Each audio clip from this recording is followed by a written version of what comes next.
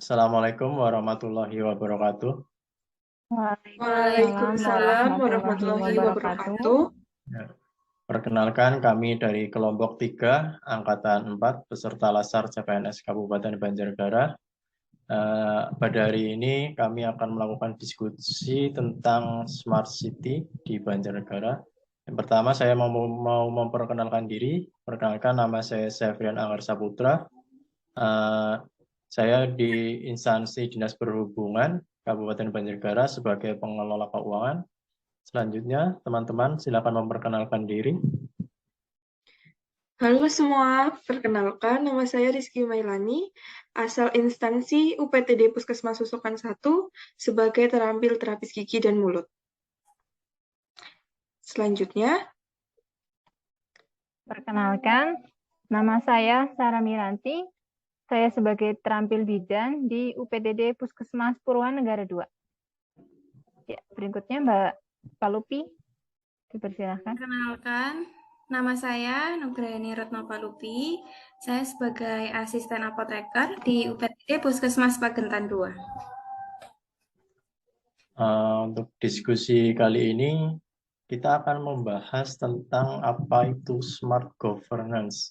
Mungkin di sini teman-teman ada yang tahu apa itu smart governance? Oh iya, smart governance adalah kemampuan pemerintah untuk membuat keputusan yang baik melalui dukungan teknologi informasi dan tata kelola kolaboratif demi terwujudnya pemerintahan yang baik. Unsur smart governance itu ada 3. Yang pertama, public service. Yang kedua, birokrasi. Yang ketiga, efisiensi kebijakan publik. Jadi, bisa disimpulkan bahwa smart governance itu sendiri sebagai salah satu indikator penting bagi kota pintar, yaitu smart city, untuk mengharuskan adanya beberapa aspek penting dalam pemerintahan. Nah, saya tertarik nih sama Mbak Sarah mengenai penyampaiannya tentang Smart City, yaitu sebuah konsep kota cerdas untuk membantu masyarakat. Kira-kira teman-teman udah pada dengar belum ya tentang Smart City? dong, Smart City itu konsep kota cerdas atau pintar yang membantu masyarakat yang berada di dalamnya dengan mengelola sumber daya yang ada dengan efisien dan memberikan informasi yang tepat kepada masyarakat atau lembaga dalam melakukan kegiatan ataupun mengantisipasi kejadian yang tak terduga sebelumnya. Smart City memiliki 6 dimensi. Ada yang tahu nggak 6 dimensi itu apa aja? Oh ya, Pak Kiki tahu nih yang 6 dimensi itu dari kota cerdas atau smart city, yaitu yang pertama smart government, yang kedua smart economy, terus smart life, smart living, smart people, dan smart mobility. Yang pertama smart economy atau ekonomi cerdas, yaitu kualitas yang menghasilkan suatu inovasi dan mampu menghadapi persaingan. Smart economy juga diartikan sebuah kota cerdas yang memiliki tingkat perekonomian yang baik, pemanfaatan sumber daya atau potensi alam yang dimiliki oleh kota secara efisien dan efektif. Yang kedua itu smart mobility atau mobilitas cerdas, yaitu kemampuan untuk mengembangkan transportasi dan pembangunan infrastruktur sebagai bentuk penguatan sistem perencanaan infrastruktur kota. Yang ketiga yaitu smart environment atau lingkungan cerdas. Keberlanjutan dan sumber daya. Lingkungan cerdas itu berarti lingkungan yang bisa memberikan kenyamanan, keberlanjutan sumber daya, keindahan fisik maupun non-fisik, visual maupun tidak, bagi masyarakat dan publik lingkungan yang bersih.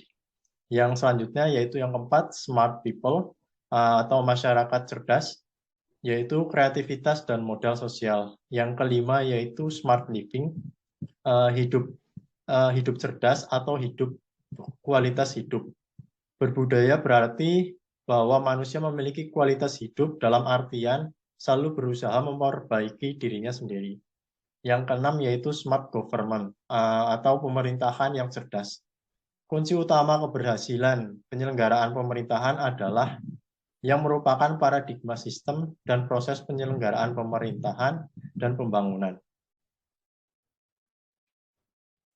Nah, tepat sekali Mas Anggar. Oh iya, Di instansi kalian sudah menerapkan aplikasi Smart City belum sih teman-teman? Iya nih Mbak Kiki, kebetulan di instansi saya udah menggunakan Smart City juga. Contohnya aplikasi Smile atau sistem monitoring logistik imunisasi berbasis elektronik. Saya sebagai asisten apoteker melakukan pencatatan dan pelaporan vaksinasi khusus COVID-19. Aplikasi ini menunjukkan nomor batch vaksin, vaksin dan tanggal kadaluarsa, vaksin yang diterima, jumlah vaksin yang digunakan, hingga vaksin yang kadaluarsa. Wah, keren juga ya aplikasi Smile, dapat mempermudah pengendalian dan pengadaan vaksin COVID-19. Di instansi saya juga ada aplikasi yang digunakan dalam hal pelayanan pemeriksaan kendaraan bermotor atau kir online.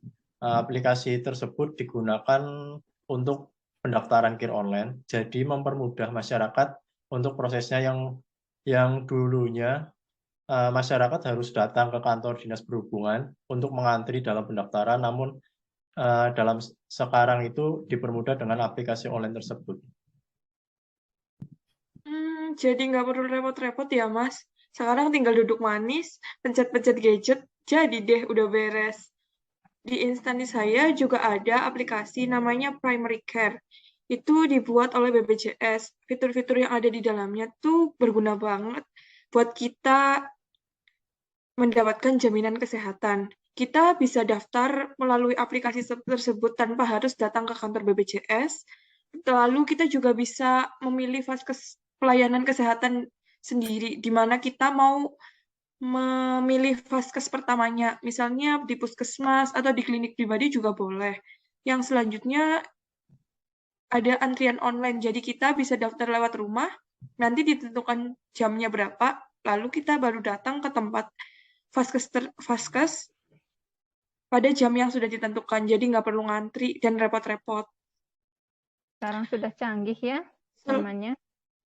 Iya, selain itu juga petugas dimudahkan dengan adanya aplikasi Primary Care ini.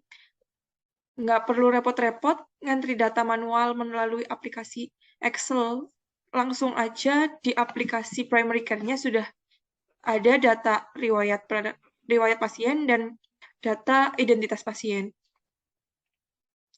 Aku pengen tahu nih, dalam penggunaan aplikasi-aplikasi itu, kalian mengalami kendala atau tidak ya? Kebetulan, kendala yang saya alami pada aplikasi Smile, terkadang masih sering terjadinya sistem error. Bagaimana dengan kalian? Sistem error ya, itu umum sih ya Mbak, kalau itu juga di tempatku banyak. Ada juga yang seperti itu, tapi yang sering terjadi kalau di dinas perhubungan itu aplikasi dalam prakteknya itu sebagian masyarakat masih belum paham tentang pengoperasiannya. Jadi masih sering terjadi antrian panjang di Dishub. Jadi untuk aplikasi itu masih kurang maksimal. Kalau di aplikasi Picker sendiri sih seringnya servernya down ya. Jadi menyebabkan penginputan itu harus manual sehingga pasien tidak bisa dilayani menggunakan BPJS, harus memakai umum. Oh, seperti itu ya. Jadi di era digital seperti sekarang ini yang serba mudah ternyata masih banyak dijumpai kendala ya, seperti sistem error, server down, dan masyarakat yang masih belum mengetahui cara penggunaannya karena kurangnya sosialisasi. Wah, menarik sekali ya pembahasan kita pada hari ini. Jadi bisa disimpulkan dari hasil diskusi kita bahwa Banjarnegara sudah mulai mewujudkan Smart City. Dapat dilihat dari aplikasi yang sudah digunakan pada setiap instansi, meskipun ada beberapa kendala. Namun hal itu dapat diatasi dengan beberapa inovasi. Contohnya melakukan sosialisasi atau melakukan penyuluhan tentang penggunaan dan manfaat aplikasi tersebut kepada masyarakat. Diharapkan nanti masyarakat jadi lebih aware sama perubahan perkembangan zaman ya. Diskusi kali ini menarik sekali ya. Mungkin cukupkan dulu untuk diskusi hari ini ya. Demikian pembahasan dari kelompok kami.